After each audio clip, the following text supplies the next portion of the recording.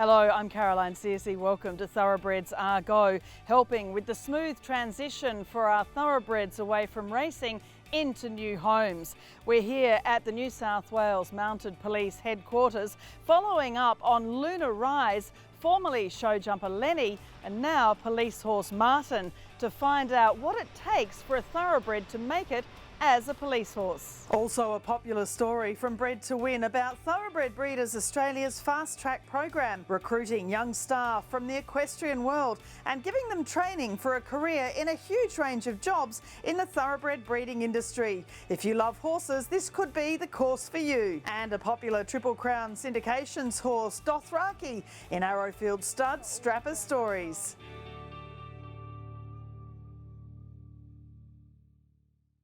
Last year on Thoroughbreds Go, we featured the Carbine Club Stakes winner Lunar Rise enjoying life as a show jumper with Tara Madgwick and her family.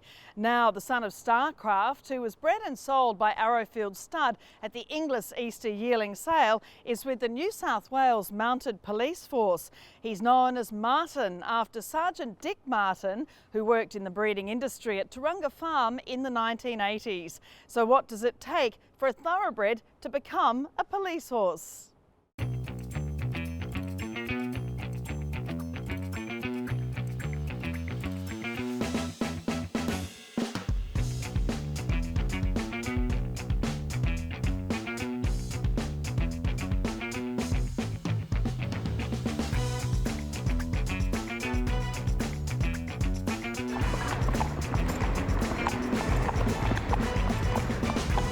It's so fabulous to see Lunar Rise / Lenny / now Martin here today at the New South Wales Mounted Police. He does seem a very special horse. Yeah, he's quite special. I think in probably the first week that I had much to do with him, I sort of saw that side that everyone who's had a lot to do with him tells me about. Yeah, he's really special. Tell me about an average day with the Mounted Police. Do you do sort of training every day or schooling, or how often does he get out and about? What's his regular day? Yeah, so I suppose the standard day would be, usually we'll come in, like for myself, it would be riding a horse or two, usually about 2 horses, maybe 3 on a busy day, and then in the afternoon you'd take those 2 horses and out on patrol for a couple of hours in the afternoon. So for Lenny, he'll get up, he goes on a walker to stretch his legs, he'll get ridden or exercised. That could be either lunging or ridden in the yard by myself. And then after lunch, yeah, he'll go on a patrol. So I suppose for most horses, whatever you allow is training. So all of our dealings with him, especially for a horse that's a bit newer, you're constantly training them and exposing them to new things. So there is the mental training we'll touch on a bit further on, but physically as well. It's not as if, you know, like a racehorse, he has to get out and gallop and do lots of fitness exercise. I guess it's more about long, slow sort of work just to keep his mind and his body just nice and calm. Yeah, and I think because they're in a stable environment, they have to have a certain amount of exercise so that they're not too cooped up. So it's really just about stretching their legs. My focus with him is getting him to use his body in a nice balance with a good acceptance of contact and legs, so that when I go out to the street and I ask him to bend or flex or slow down, he has a really positive reaction to that as well. What is it, you know, with a thoroughbred? There aren't that many thoroughbreds accepted with the Mounted Police, but what is it in his temperament that makes him suitable? I think probably the highlight of his personality is his work ethic, and especially on the street, definitely his ability to calm down from things that may have given him a bit of a fright. It's a very impressive quality when a horse can, you know, be quite scared by something, and then once that moment's passed, to be able to bring themselves back and completely calm down and continue their patrol as if that had never happened before. It's a really rare trait, but I think it's probably his best.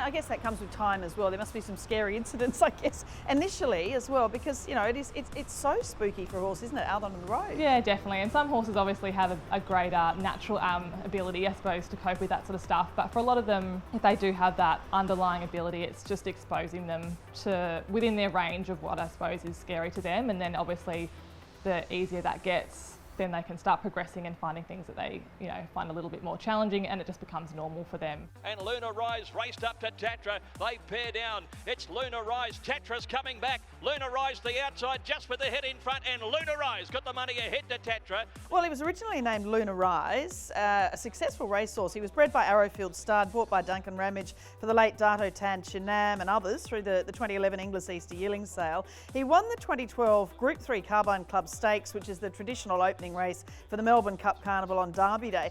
How much do you see in his brain, as you said, he's obviously a quick learner, and his general way of learning that maybe was what made him a good racehorse too?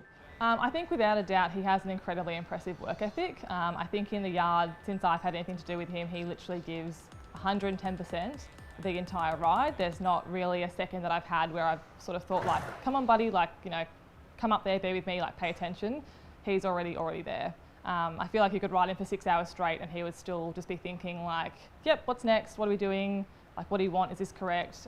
Yeah, he really gives 110%, which I think obviously to be a successful racehorse, they've got to have that drive to want to do what you're asking, I suppose. The Inglis Carbine Club Stakes taken by Lunar Rise, a $380,000 purchase at the Easter sales. He's by Starcraft from Spirited Dancer, raced by Dato Tan Chinam and Tunku Ahmad Yahya. And he went to Hong Kong for part of his career, had some wonderful show jumping and general equestrian training as Lenny with BreedNet's Tara Madgwick and her kids Jack and Jasmine. Jasmine's here today. It's gorgeous to see them reunited. How much do those extra few years off the track assist a thoroughbred when they come to doing this sort of work with the mounted police? Oh, massively. I think, to be honest, I don't actually know if we've ever taken any thoroughbreds straight off the track, maybe one or two in the past, but they take quite a long time to develop. So for a horse that's gone and had, multiple years retraining and just being exposed to different environments and learning to relax and stand still is invaluable for when it comes to us. Because obviously you just can't expect most racehorses straight off the track to cope with that straight away. So definitely having a lot of exposure for us, it's invaluable.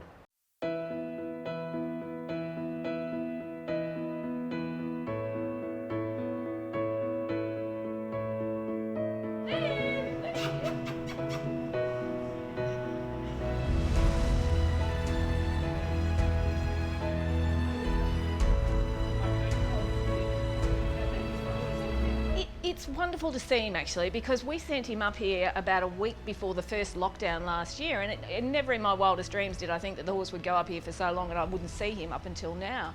But with COVID, obviously things happen and you can't travel as you would. But it's like sending your child away to university and they're in this new environment, they're facing all these new challenges, and you really hope that they're going to be able to do the job. And it's fantastic that it's worked out so well for him. So how did you initially come to get him? Well, it was kind of an interesting story because my kids do quite a bit of work with off-the-track horses.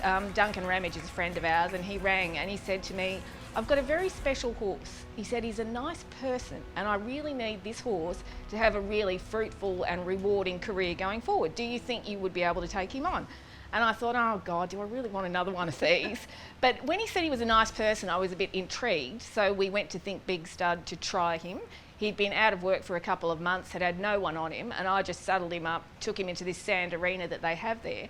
And there was a thunderstorm coming, it was late in the day, there was thunder, lightning, there was a train coming past on the tracks, it was feed up time, all the horses were running around. And that horse just trotted around, he jig-jogged a little bit, but all his reactions were really good. I threw Jasmine on him that day and I thought, right, we'll take this horse home and give him a go. Because all those basic things were positives that you certainly want to see in a horse. Well, he was so good in the training that you all did with him when you were show jumping him, and his brain obviously is that of a good horse, an elite horse. To win a group race, you have to be an elite horse. So I'm sure you could see that in the training you were doing with him. The thing with Lenny is he's got an exceptional level of intelligence. I mean, we trained him to be a show jumper, but he was by no means a naturally talented jumper. But if you had have trained him to be a dressage horse, a show hack, an eventer, he would have given it his best shot and done the very best job that he could, and that is the nature of the horse. And I think, he went as far as he could in show jumping with us. He was quite competent at 1.10 m, but he wasn't going to be a superstar. And one day in the afternoon we were out riding and Jack and Jazz were on two young show jumpers and we were on quite a steep bitumen road, it's quite a slippery surface, there was a sharp turn, and a boy on a bike came around a corner and the bike skidded. The two show jumpers spun around, bolted down the hill, and Lenny just stood there and was like a statue. And when the other two show jumpers pulled up and came back, the kids are like, maybe this horse should be a police horse. And I thought, oh, maybe that's what his true calling is. And then we saw the ad recruiting horses and we gave it a go, and here he is. And doing such a great job. I mean, you must feel really great hearing Emma talk about the progress he's made and how much she loves him now too, another step in his life. Probably, I've done a lot of things with horses in my life, but this would be one of the things that has probably made me the proudest, in that he's such an exceptional horse. And we were able to identify that. But I'm sure anybody who's ever had anything to do with this horse, a friend of mine, Megan Kelso, actually prepped him for Arrowfield stud as a yearling. And I mean, she always says he was the most lovely colt, easy to handle, one of her favourites. And I think those sort of horses are born, not made. But then people sort of come into the picture and then, you know, they acquire more knowledge going forward. But the basic material was always there. He's just a lovely horse.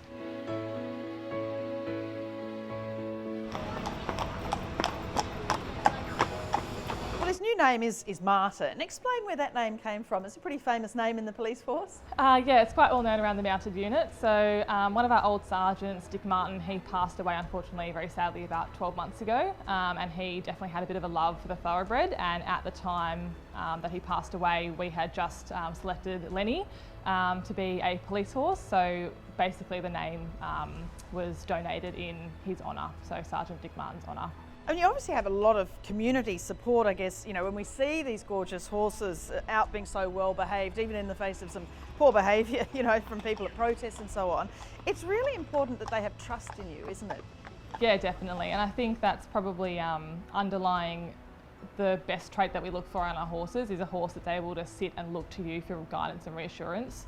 And it's definitely, yeah, a quality that if they haven't got trust in you and that you're going to take care of them and put them in a good environment and a good situation, over time they just won't be suitable, because they'll learn that, or if it's too scary for them and, you know, every time you take them out something bad happens, they're not going to be suited as a police horse. But if you take care of them and show them that, you know, the situations you choose to put them in, they're going to be okay and that they can cope with it and it's not too overwhelming, in time they just get better and better as they put more trust in you. And what makes you enjoy the job? I mean, I know from being a little kid you'd see police horses out and everyone just wants to pat them, but did you come through a police career and moved into the mounted police, or you came through an equestrian career into it? I grew up doing a lot of riding, and I suppose when I was probably about 16 I had the idea that I wanted to be in the mounted police, but I suppose everyone I spoke to said you really have to want to be a police officer first, because fundamentally we don't just get paid to ride horses, we are police officers, and you have to enjoy and want to do that job foremost. So yeah, probably about that age I sort of realised the difference between being in the mounted police and being paid to ride horses and then being a police officer, and I decided that both of those were careers that I wanted to go down.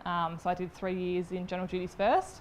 I had a couple of diversions along the way where I went and did other roles and moved around a bit, but the goal was always to come back here, and I get to combine my passion of being a police officer and riding beautiful horses, and yeah, I'm very lucky to do what I do. There aren't many thoroughbreds in the mounted police. Why is that? I mean, obviously they're generally bred to be performance horses, so a lot of them don't cope. And again, it's not just thoroughbreds, it's most horses. They don't cope with the environment that we're in. It's obviously can be quite stressful.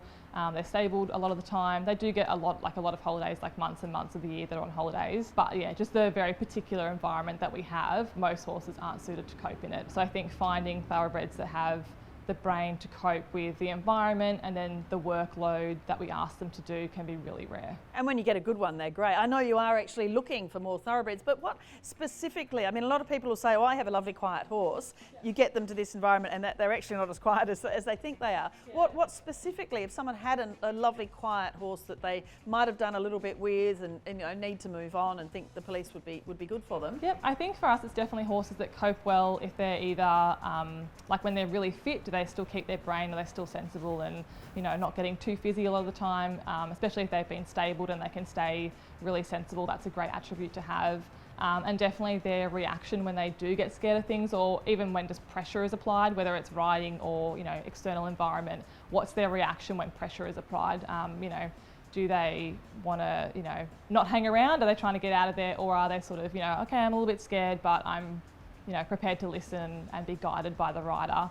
That's a really strong attribute as well for a horse that's likely to pass our testing capacity. So what does someone need to do if they do think they have a horse that might be suitable? Our minimum requirements for horses that we take is they have to be a minimum of 16 hands tall, bay or black. As you can see, we've got a stable full of bay or brown horses, so that's a requirement. And we do prefer geldings over mares, just because of how close they all work together. We find geldings generally cope a bit better, although we don't say no to a great mare. And they just, got to be quiet. And as I said before, their reaction to when they do get scared, it's inevitable that horses will find things challenging, whether it's in the yard or the environment we put them in on the street, but just their reaction when they do get scared. Do they hang around and listen to you? And what's in store coming up? He has some special projects and special patrols and special sort of events that he has to sort of learn about and get used to, and should be a lot of fun. Yeah, definitely. We've got a few things coming up. The Easter show next year, we'll be participating in the musical ride, so we've got a lot of training coming up for that, which will be his first time being exposed to it all, so it'll be no doubt it'll be a steep learning curve for all of us, but I think he's got a really good chance of being a really good participant in it.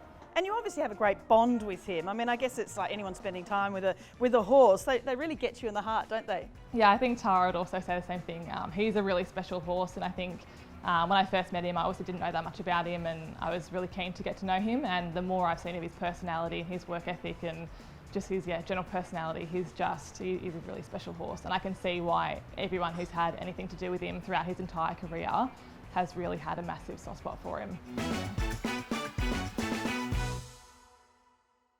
Always great catching up with the former Lunar Rise, and so many people love seeing these horses in their lives away from racing. Time for a break on Thoroughbreds Go. Coming up, we hear about the Horse Fast Track program bringing new people into careers in the Australian breeding industry.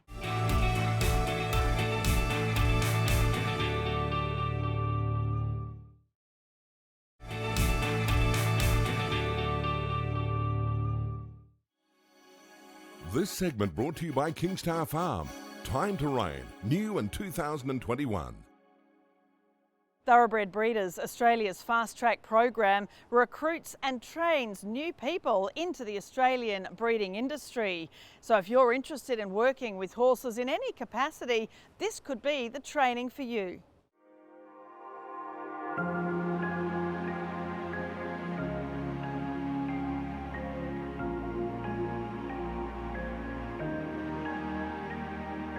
Fast Track came about by chatting with a lot of the breeders in the industry, and the feedback we were getting was that staff was just becoming an increasing issue. I don't think that's a secret to anyone in industry these days. As the industry body, we really felt it was important to sort of take the lead and really try and do something that could help out these farms. So we sat down, had a look at what options were out there, and I guess that's where this idea for a national training program that would be specifically designed to bring people into the breeding sector, that's where it all came about. Well, this year you've had 160 applicants, and then you interview formally about 30 of them, and then 20 get in the program. Tell us how it actually works for someone that actually applies for Fast Track. What are the processes they go through? To begin with, it's just an online written application, and the questions we focus on and the things we're really looking for is a passion for horses. You definitely don't have to have any prior experience working with thoroughbreds, whether it be breeding or racing. It's really about passion, work ethic, wanting an open mind and wanting the opportunity. And look, even the horse experience isn't a deal breaker for us.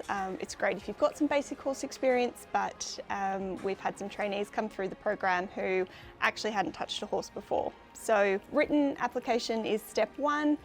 From there we shortlist and we do, a soft phone interview where we'll just pick up the phone, ring those applicants, have a bit of a chat, get to know them a bit better, understand their reasons for applying.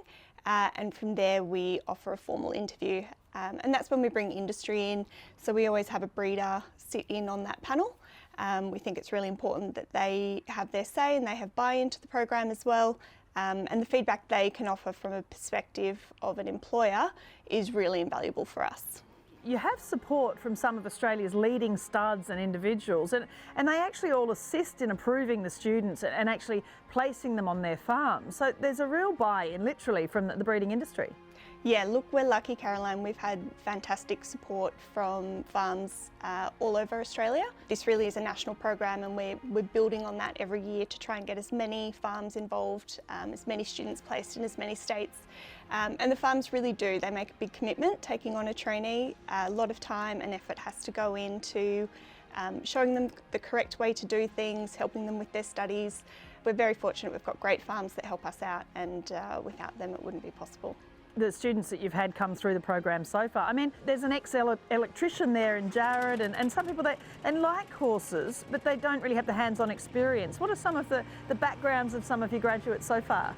Yeah, really interesting. You've just mentioned Jared, who hadn't touched a horse till his first day at TAFE. We've had other young guys come through. A young guy, Tom, was a cricket coach, coaching high school cricket. Not sure what he wanted to do post-school, but had a real passion for racing. Again, no farm experience, grew up in the city, and really without a pathway like this, I think people like that are lost to our industry. It's a bit scary, it's a bit daunting. When you talk to them, they go, we love horses or we love racing, but we just have no idea how to get started. And they see job adverts out there, but a lot of the time it's asking for an experienced stable hand or an experienced stud staff member. I think there's also a bit of a gap in the information around the fact that we have this huge big industry crying out for staff, and then there's this whole cohort of people who are interested in horses, interested in our sport, and they just don't know how to connect the dots in the middle. So I guess that's what we're really trying to do with Fast Track and offer that pathway in.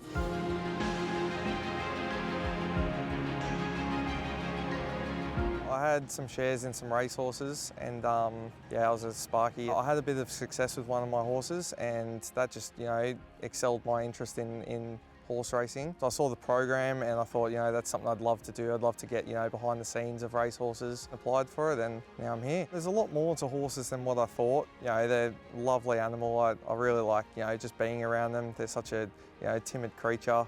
I just, really enjoyed being around horses, and also, learning the background of horse racing, which is my passion. So, I've really enjoyed just, looking after them and caring for them. I love to learn about the bloodstock side of things eventually. So, there's a lot of opportunity in the industry, and I guess this is just, a stepping stone into it. You actually put your heart and soul into it too. I mean, these people coming into this, you look after them like a mother really, and it's such an important part, isn't it, the relationships that people develop through doing a course like Fast Track. I guess it's a bit of a labour of love. I feel a big commitment to the industry and the farms that take part in the program. It's really trying to find those right people to come in who will hopefully go on to become really valuable staff members. We spend a lot of time trying to build a sense of camaraderie between the group as well, because I think that's really, really important. We all know that when they get out on farm, there'll be a few tough days, and I think if they've got that support network behind them, they've got some mates, I think it really sets them up for success in the long term. They study a Certificate 3 in horse breeding, which is nationally recognised. It's 12 months. A normal traineeship would take 2 years, but we've sort of condensed this down into a nice manageable package for people. They've had full-time paid employment on their resume and walk away with a formal qualification. It is a great opportunity for anyone who's ever thought about working with thoroughbreds or is just looking for a career with horses in general. All tuition fees are covered either by the breeders or by access to some state funding, which is brilliant. Cost of your accommodation is taken care of while you're at TAFE doing the intensive learning blocks. Obviously then you're getting your on-farm accommodation when you start your job at the stud. Sort of all those extracurricular bits and pieces are covered by us. We view it as giving people an opportunity to come into our industry and investing in that next generation of staff. So if you're looking at applying for the 2022 intake, you just head to the Thoroughbred Breeders Australia website. All the information is there, including the link to the online application.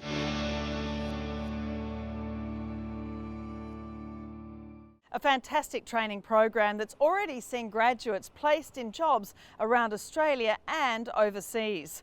Coming up on Thoroughbreds Go, a Triple Crown Syndications favourite, Dothraki, in Arrowfield Studs, Strappers Stories.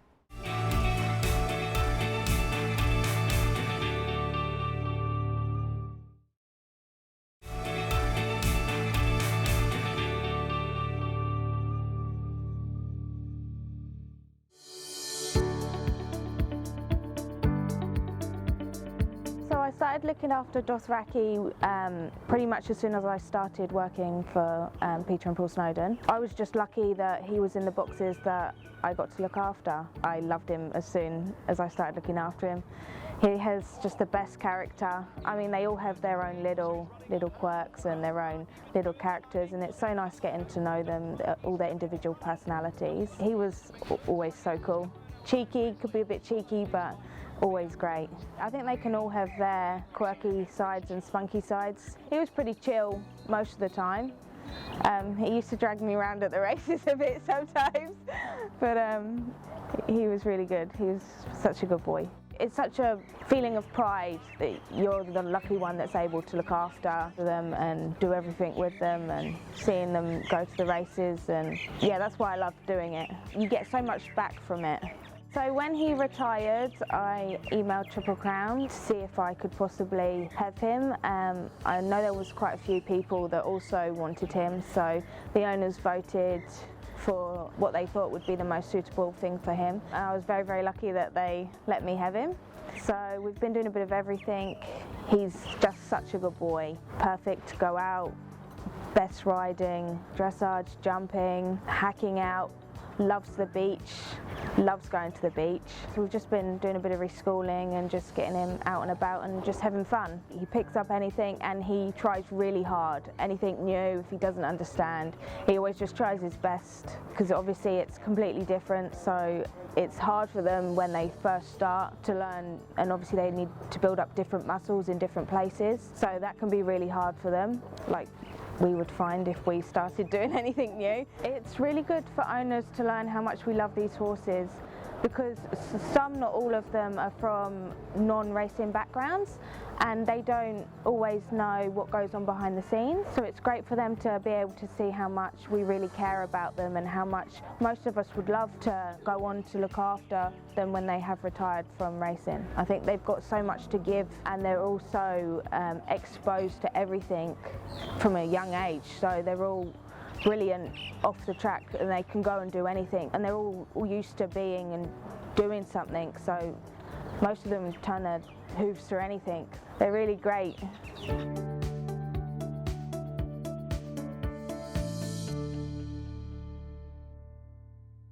Great to see Dothraki so well loved away from racing. That's it for this edition of Thoroughbreds Go. Don't miss next week as we talk with the man who trained horses for so many movies and TV shows, the one and only Heath Harris, as we look at the role of thoroughbreds in film and television over the years. And we continue to see how different states are tackling the issue of rehoming thoroughbreds.